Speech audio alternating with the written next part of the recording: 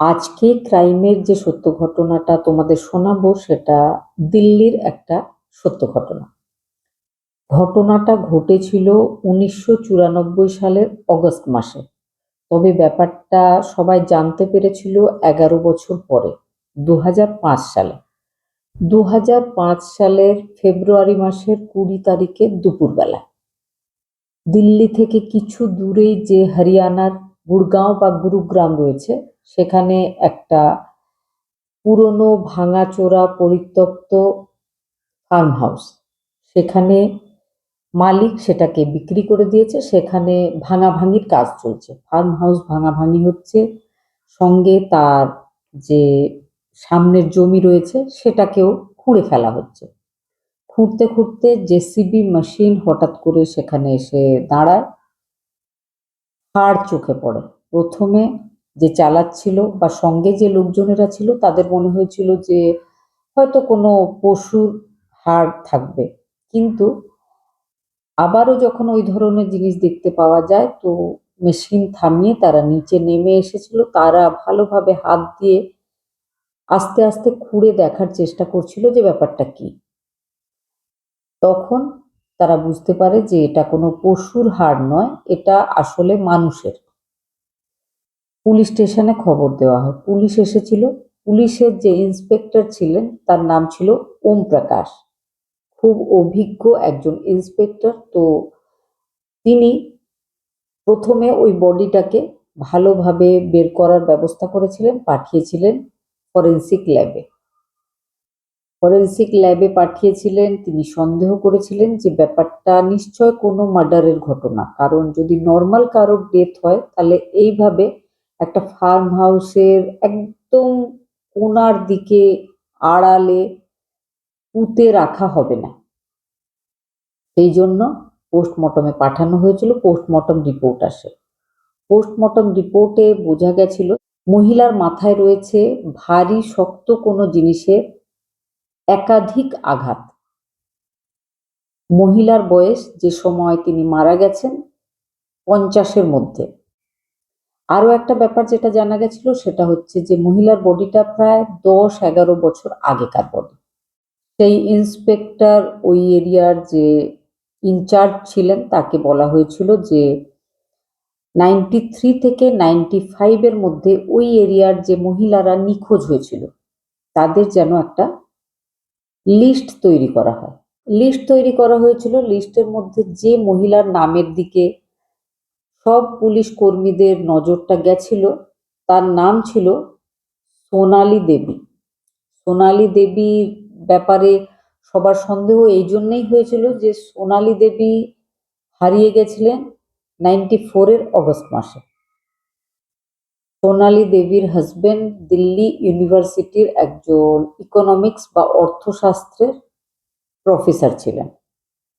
ভদ্রলোক ভদ্রমহিলা হারিয়ে যাওয়ার পরে এসে কমপ্লেন জানিয়েছিলেন পুলিশ স্টেশনে। ভদ্রলোক সেই সময় জানিয়েছিলেন যে ভদ্রমহিলার সাথে তার ঝগড়া হয়েছিল। ঝগড়া হওয়ার পরে মহিলা কাউকে কিচ্ছু না জানিয়ে বাড়ি থেকে চলে গেছিলেন। ভদ্রলোক বলেছিলেন যে তার স্ত্রী সোনালী ডিপ্রেশনের পেশেন্ট ছিল। সাধারণ ঘরোয়া ঝগড়াকে এত বড় একটা ইস্যু তৈরি করে সে বাড়ি ছেড়ে চলে গেছিল। তাদের এক সন্তান। সেই সময় তার বয়স ছিল 22 বছর, যে সময় মা হারিয়ে গেছিল। সেই সময় সে ইন্ডিয়ান আর্মির একজন জওয়ান ছিল। তার পোস্টিং কাশ্মীরে ছিল। একটা বিশেষ ব্যাপার যে বেশ কয়েকজন নিখোঁজ মহিলার লিস্ট তৈরি করা হয়েছিল, তবে সোনালী দেবীর দিকেই মনটা পুলিশ টিমের এই জন্যই গেছিল যে কারণ ওই হাড়ের খাঁচাটা যখন বের করা হয়েছিল সঙ্গে পাওয়া গেছিল একটা হাতঘড়ি। হাতঘড়ির পেছনে লেখা ছিল SD 9084। পুলিশ টিমের মনে হয়েছিল যে ঘড়ির পেছনে ওই নামটাকে কিন্তু লেখানো হয়েছিল। SD মানে হয়তো সোনালী দেবীর নামই লেখানো হয়েছিল, আর লেখা ছিল 1984। পুলিশ এবার তদন্ত শুরু করেছিল। পুলিশ এবার খোঁজ নিচ্ছিল যে সোনালী দেবী যখন হারিয়ে গেছিল নিশ্চয় সোনালী দেবীর কোনো না কোনো আত্মীয় থাকবে। DNA টেস্ট করার পরে পুলিশ কনফার্ম হতে চাইছিল যে হ্যাঁ এটা সত্যি সত্যি সোনালী দেবী নাকি অন্য কেউ। সোনালী দেবীর একজন বোন গাজিয়াবাদে থাকতেন, তার নাম ছিল সুমন দেবী। সুমন দেবীকে খবর দেওয়া হয়েছিল, সুমন দেবী চলে এসেছিলেন। সুমন দেবীকে বলা হয়েছিল যে আপনার দিদির মারা যাওয়ার ব্যাপারে কিছু কথা বলতে চাই। সুমন দেবী অবাক হয়েছিলেন। তিনি বলেছিলেন যে সময় আমার দিদি নিখোঁজ হয়েছিল আমি কিন্তু বারবার পুলিশ টিমকে বলেছিলাম যে আমার দিদি নিখোঁজ নয়, আমার দিদিকে নিশ্চয় মেরে ফেলা হয়েছে, আর এই ঘটনাটা ঘটিয়েছে আমার দিদির হাজবেন্ড। আমি কনফার্ম ছিলাম। কিন্তু যেহেতু আমার জামাইবাবু একজন ক্ষমতাবান, এই সময় দিল্লি ইউনিভার্সিটির একজন যোগ্য প্রফেসর, তার বিরুদ্ধে আমি একটা ছোট্ট ধাবা চালাই, আর্থিক অবস্থা আমার ভালো নয়, তার সাথে আমি কিভাবে পাল্লা দেব বা তাকে আমি কিভাবে প্রমাণ করব যে সে দোষী, আমি সেই সময় করতে পারিনি। অনেক চেষ্টা করেছিলাম। পুলিশ ডিএনএ স্যাম্পলটা নিয়েছিল। ডিএনএ স্যাম্পল যখন টেস্ট হয় তখন জানা যায় যে হ্যাঁ সত্যি সত্যি সুমনের দিদি সোনালীর ওটা ডেড বডি। আরও একটা ব্যাপার, যেটা সোনালী দেবী ওটা হবে এই ব্যাপারটা যে পুলিশ মনে করছিল, তার আরও একটা কারণ, ওই যে ফার্ম হাউসটা, ওই ফার্ম হাউসটা ছিল সোনালী দেবীর হাজবেন্ড আদিত্য সিং এর ফ্যামিলির জায়গা। ওই জায়গাটা বা ওর আশেপাশে বেশ কিছুটা ছড়ানো জায়গা আদিত্য সিং এর পৈতৃক জায়গা। গত 18 বছর ধরে ওই জমিটাতে একটা কেস চলছে, বিভিন্ন ভাগিদারদের একটা কেস, কার জমি কতটা কে নেবে, কোন দিকটা কার হবে, এই সমস্ত ব্যাপারে একটা কেস চলছে। 18 বছর ধরে ওই জমিতে কেউ আসে না। পরবর্তীকালে মীমাংসা হয়েছিল। ওই যে পোর্শনটা যেখানে ওই ফার্ম হাউসটা, ওইটা আদিত্য সিং পেয়েছিলেন। আদিত্য সিং কিন্তু অনেক দিন কেস লড়ার পরে ওই জমিটা পেয়েছিলেন। তবে ওই ফার্ম হাউসটা তিনি পেয়েছিলেন কিন্তু তিনি রাখেননি। তার স্ত্রী নিরুদ্দেশ হওয়ার মাত্র 2 মাস পরে তিনি খুব কম দামে ওই জমিটা নিজের এক কলিগকে বিক্রি করে দিয়েছিলেন। আর কলিগ ওই জমিটা কেনার পরে সে বিদেশে থাকতো। ওই ফার্ম হাউসটা আবারও আগের মতোই বন্ধ হয়ে পড়েছিল। তবে 2005-এর জানুয়ারি মাসে তিনি ওটা কোনো একটা বিল্ডার্স গ্রুপকে বিক্রি করেছিলেন। তারাই এই ভাঙাচোরার কাজটা করছিল আর এই বডিটা বেরিয়ে এসেছিল। যেহেতু 10-11 বছর আগে থেকে ওই বডিটা মাটির তলায় রয়েছে বলে পোস্টমর্টম রিপোর্টে জানানো হয়, তখন পুলিশ টিমের মনে হয়েছিল সেই সময়, যে সময় এই ফার্ম হাউসটা আদিত্য সিং এর ছিল, সেই সময়কার ঘটনা। আবার আদিত্য সিং এর ওয়াইফ 11 বছর ধরে মিসিং আছে। তাহলে সোজাসুজি পুলিশের সন্দেহ হচ্ছিল যে যে বডিটা পাওয়া গেছে সেটা নিশ্চয় আদিত্য সিং এর নিখোঁজ ওয়াইফ সোনালী দেবীর। সত্যি সত্যিই যখন ডিএনএ টেস্টের রিপোর্ট মিলে গেছিল তখন পুলিশ জানতে পেরেছিল যে বডিটা আদিত্য সিং এর ওয়াইফ সোনালী দেবীর। যে সময় তিনি হারিয়ে গেছিলেন সে সময় তার বয়স ছিল 48 বছর, তার হাজবেন্ডের বয়স ছিল 52 বছর। একজন 52 বছরের হাজবেন্ড 48 বছর বয়সী ওয়াইফের সাথে এই ঘটনা কেন ঘটিয়েছে বিয়ের এতগুলো বছর পর, সেটাই ছিল প্রশ্ন। ডিএনএ রিপোর্ট ম্যাচ হয়ে যাওয়ার পরে সুমন দেবীকে আবার ডাকে পুলিশ টিম। মৃতা মহিলার ছোট বোন সুমন খুব দুঃখের সাথে কথাগুলো বলতে শুরু করে যে আমার দিদির যখন বিয়ে হয়েছিল সেটা ছিল 74 সাল। 74 থেকে 84 পর্যন্ত খুব ভালো কেটেছিল। 84 সালে 10 বছরের অ্যানিভার্সারি ছিল আমার দিদির আর আমার জামাইবাবু। আমার জামাইবাবু দিদিকে ওই ঘড়িটা ওই 10 বছরের ম্যারেজ অ্যানিভার্সারিতে দিয়েছিলেন। সেই জন্য পেছনে লেখা আছে 1984। 84-এ তাদের বিয়ের 10 বছর হয়েছিল। সঙ্গে এসডি মানে সোনালী দেবী। আর হেয়ার ক্লিপটা দেখালে বোন বলেছিল যে না, এই ক্লিপটা সে চেনে না, তবে ঘড়িটা সে চিনতে পেরেছিল আর বলেছিল হাজব্যান্ড ওয়াইফ তার দিদি জামাইবাবুর সম্পর্ক খুব ভালো ছিল। কিন্তু 86 সালে তার জামাইবাবুর একজন অ্যাসিস্ট্যান্ট, যে তার আন্ডারে পিএইচডি করতে এসেছিল, পিএইচডি করতে আসা একজন কম বয়সী মেয়ের সঙ্গে তার জামাইবাবুর একটা প্রেমের সম্পর্ক শুরু হয়েছিল বলে তার দিদি তাকে বলেছিল।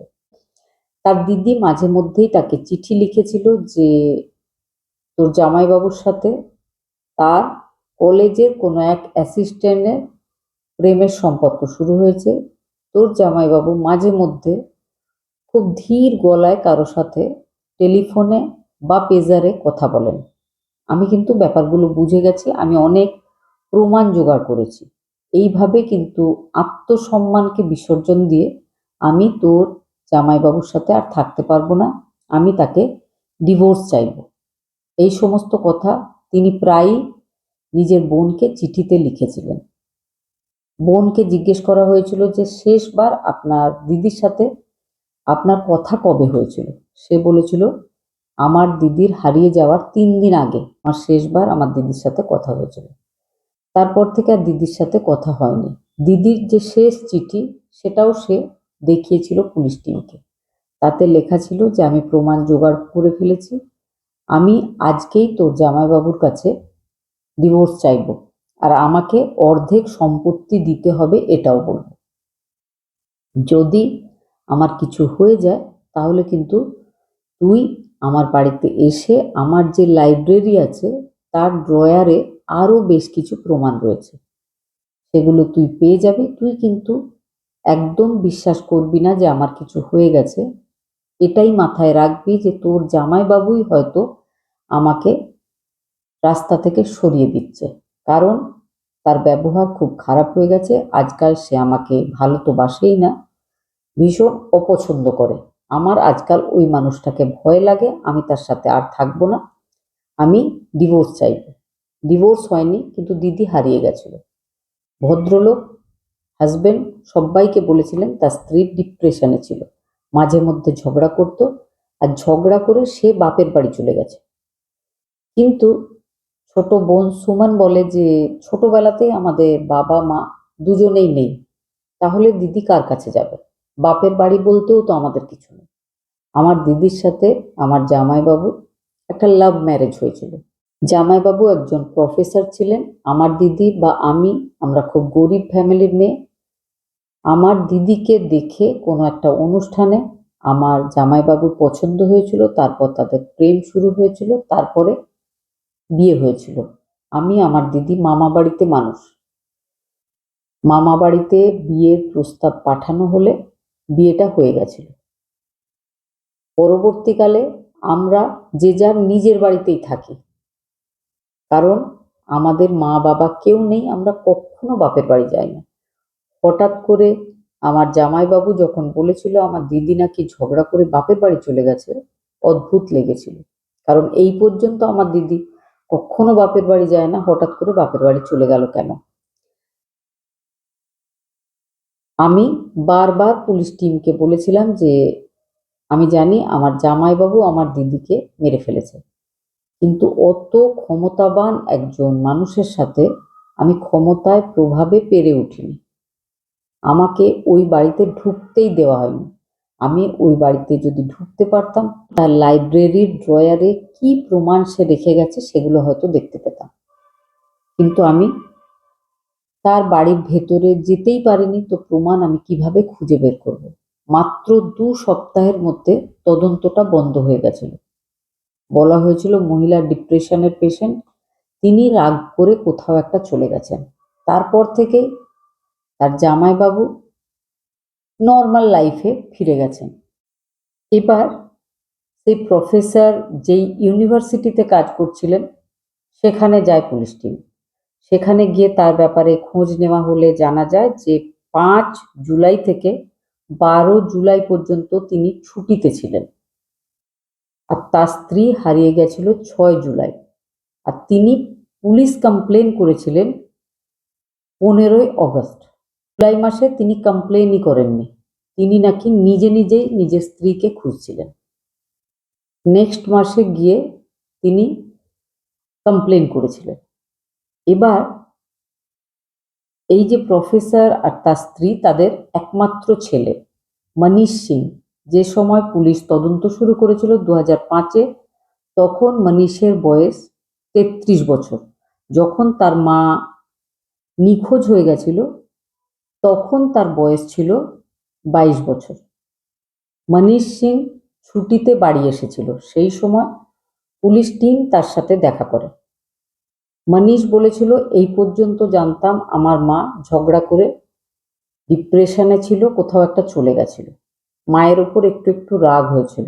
22 বছর বয়স ছিল আমার, কিন্তু মাকে তখনও আমার খুব দরকার ছিল, কারণ মায়ের সাথে আমি খুব ক্লোজ ছিলাম।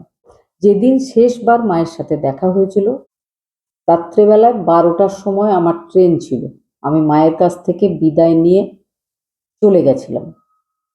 তার পরদিনই নাকি মা নিখোঁজ হয়েছিল। ব্যাপারটা অদ্ভুত লেগেছিল। মায়ের সাথে আমার এত ভালো কথা হয়েছিল, মা কেন এমন করলো, আমার কথা কেন ভাবলো না? এত বছর কিন্তু আমি এটাই ভেবেছিলাম। কিছুদিন আগে শুনলাম যে মায়ের নাকি বডিটা পাওয়া গেছে। তখন থেকে আমার মায়ের ওপরে আর রাগ নেই। আমিও এখন জানতে চাই যে মায়ের সাথে এই ঘটনা কে ঘটিয়েছে।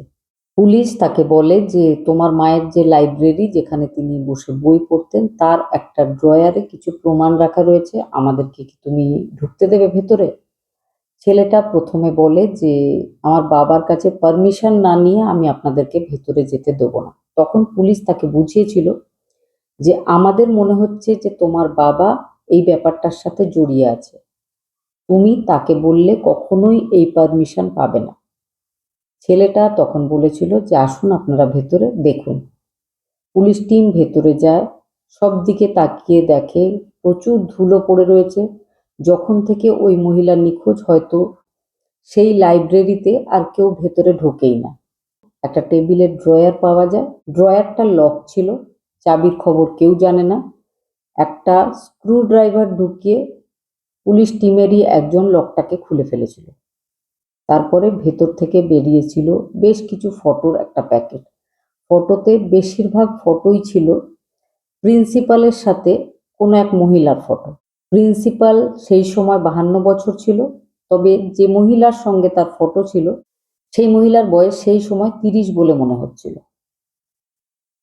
একটা ফটোর পেছনে একটা ফোন নাম্বার লেখা ছিল, তখনকার দিনের ল্যান্ডলাইন ফোনের নাম্বার। ওই ফোন নাম্বারটার ব্যাপারে তদন্ত করলে জানা যায় যে ওটা একটা দিল্লি ইউনিভার্সিটির ইকোনমিক্স বিভাগের যে অ্যাসিস্ট্যান্ট অফিস, সেখানকার ল্যান্ডলাইন নাম্বার। মনীষ সিংকে পুলিশ বলে যে আপনি আপনার বাবা আর মায়ের ব্যাপারে যদি কিছু জানেন তো অবশ্যই বলতে পারেন। তো মনীষ সিং বলেছিল যে মায়ের আর বাবার মধ্যে সম্পর্ক বেশ ভালোই ছিল। মা নিখোঁজ হয়ে যাওয়ার মাত্র 1 বছর আগে আমি মিলিটারি জয়েন করেছিলাম। আমি 1 মাসের ছুটিতে ছিলাম। মা কিন্তু কখনো আমাকে বাবার ব্যাপারে কোনো কথাই বলেনি।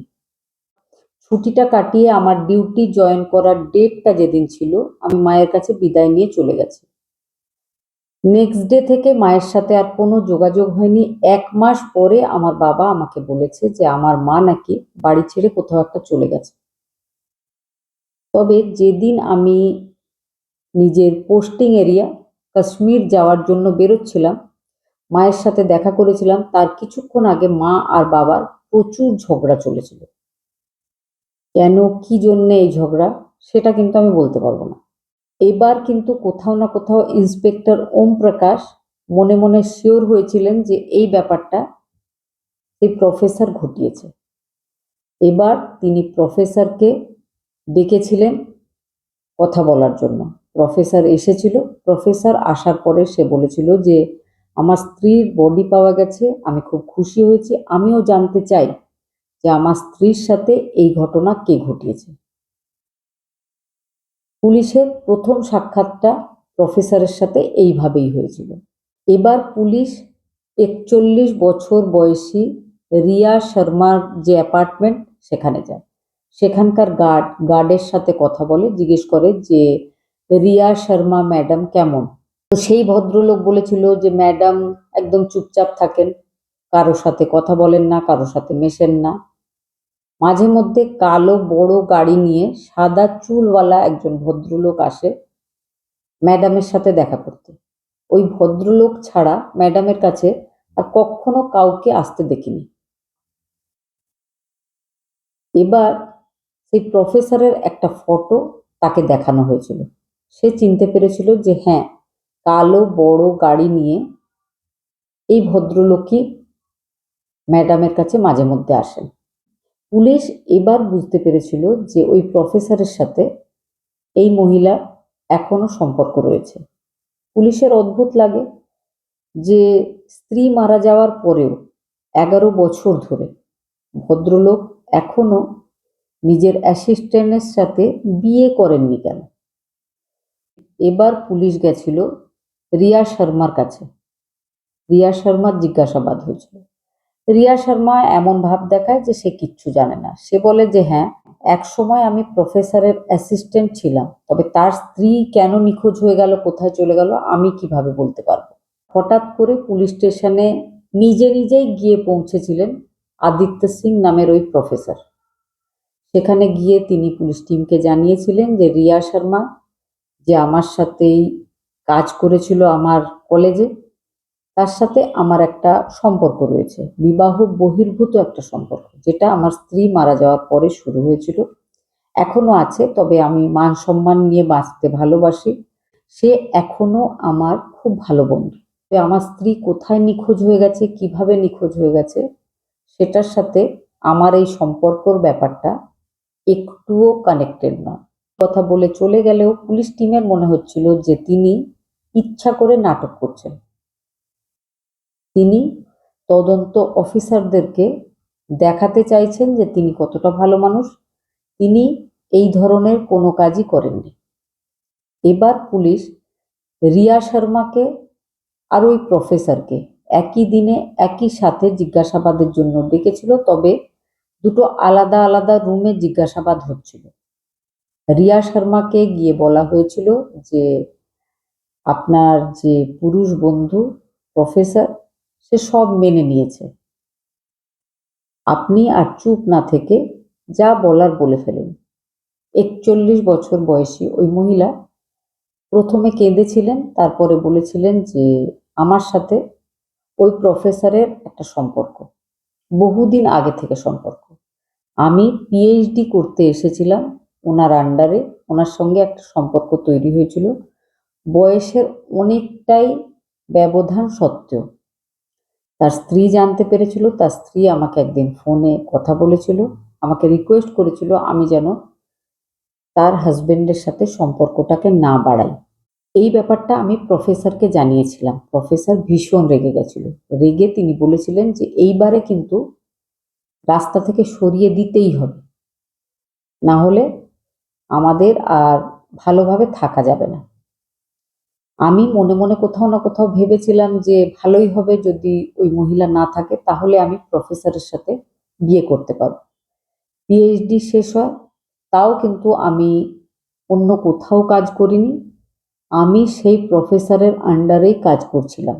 এই ইউনিভার্সিটি ছেড়ে যাচ্ছিলামও না, অপেক্ষা করছিলাম কবে প্রফেসরের সাথে আমার বিয়ে হবে।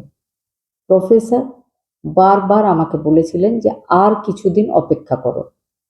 একদিন প্রফেসর আমাকে পেজারে একটা মেসেজ পাঠিয়েছিলেন ৫ অগস্ট 1994 রাত্রেবেলায়, যে তুমি আমার গলিতে এসে অপেক্ষা করো। ভোরবেলায় 4:30 নাগাদ আমি নিজের গাড়িতে এসে প্রফেসরের বাড়ির সামনে অপেক্ষা করছিলাম। সেই রাতেই কিন্তু প্রফেসরের ছেলে নিজের কাজের জায়গায় মানে কাশ্মীর চলে গেছে ১ মাস ছুটিতে থাকার পর। আবার আমার পেজার বেজে ওঠে, আমি গাড়ি নিয়ে প্রফেসরের বাড়িতে ঢুকি। ভেতরে ঢুকে দেখেছিলাম প্রফেসরের স্ত্রী পড়ে রয়েছে মেঝেতে, পাশেই পড়ে আছে একটা মার্বেলের অ্যাস্ট্রে, তাতে রক্ত লেগে রয়েছে, আর ওই ভদ্রমহিলার মাথা থেকে প্রচুর রক্ত বেরোচ্ছে। আমি আর প্রফেসর ধরে বডিটাকে প্রফেসরের কালো রঙের গাড়িতে রেখেছিলাম। তারপরে প্রফেসরের ওই ফার্ম হাউসে ভোরবেলায় চলে গেছিলাম। সেখানে গিয়ে দেখেছিলাম প্রফেসর অলরেডি বাউন্ডারি ওয়ালের একদম পাশে একটা গর্ত খুঁড়ে রেখেছিলেন। সেখানে ভদ্রমহিলাকে শুইয়ে মাটি চাপা দিয়ে আমরা যে যার বাড়ি ফিরে এসেছিলাম। ব্যাপারটা আমার ভালো লাগেনি, কিন্তু আমি প্রফেসরের সাথে বিয়ে করতে চাইছিলাম। অপেক্ষা করছিলাম যে কবে হবে। প্রফেসর এই ঘটনা ঘটিয়ে ফেলার পরও সব সময় বলতে থাকে যে আর কিছুদিন অপেক্ষা করো। 5 বছর অপেক্ষা হয়, 10 বছর অপেক্ষা হয়, 11 বছর অপেক্ষা হয়। বয়স বেড়েই চলেছে। প্রফেসরের বয়স 2005-এ 63 বছর, আর তার এই অ্যাসিস্ট্যান্টের বয়স ছিল 41 বছর। তাদের বিয়েটা হয়নি, তবে পুলিশ টিম তাদের দুজনকেই অ্যারেস্ট করেছিল। এই সমস্ত ঘটনা জানার পর প্রফেসরকে যখন বলা হয়েছিল যে আপনার গার্লফ্রেন্ড সব বলে ফেলেছে, প্রফেসর আবারও মিথ্যা গল্প শুরু করে, কিন্তু সে গল্প বেশিক্ষণ চলেনি। পুলিশ টিম তাদের দুজনকে অ্যারেস্ট করে। অ্যারেস্ট করার পর বিচার চলে। বিচার চলার পর প্রফেসরের আজীবন কারাদণ্ড হয়েছিল, আর প্রফেসরের যে সঙ্গিনী তার 12 বছরের জেল হয়েছিল। শেষ পর্যন্ত এটাই বোঝা যায় প্রফেসরের হাতে প্রফেসরের স্ত্রী মারা গেছিল সম্মান রক্ষার জন্য। প্রফেসর একটা অবৈধ সম্পর্কে জড়িয়েছিলেন। তার স্ত্রী যখন ব্যাপারটা জানতে পেরেছিল, তখন সে নিজের হাজবেন্ডকে বলেছিল যে আমি ডিভোর্স নিতে চাই। হাজবেন্ড ডিভোর্স কিছুতেই দেবে না। ভদ্রমহিলা বলেছিল আমাকে ডিভোর্স দিতেই হবে, অর্ধেক সম্পত্তি আমাকে দিতে হবে। ভদ্রলোক ভেবেছিলেন ডিভোর্স দিলে লোকজন জানতে পারবে তার অবৈধ সম্পর্কের ব্যাপারে, তার সম্মান নষ্ট হবে। সম্মান রক্ষার জন্য তিনি নিজের স্ত্রীকে এইভাবে রাস্তা থেকে সরিয়ে ফেলেছিলেন। অন্যদিকে যার সাথে তিনি প্রেম করতেন, যে ব্যাপারটাকে লুকানোর জন্য তিনি এত বড় ঘটনা ঘটিয়েছিলেন, তার সাথেও তিনি বিয়ে করতে পারেননি সম্মান রক্ষার জন্য। ঘটনাটা শোনার পর কি মনে হয়েছে অবশ্যই কমেন্টে জানাবেন। ভালো থাকবেন, সুস্থ থাকবেন।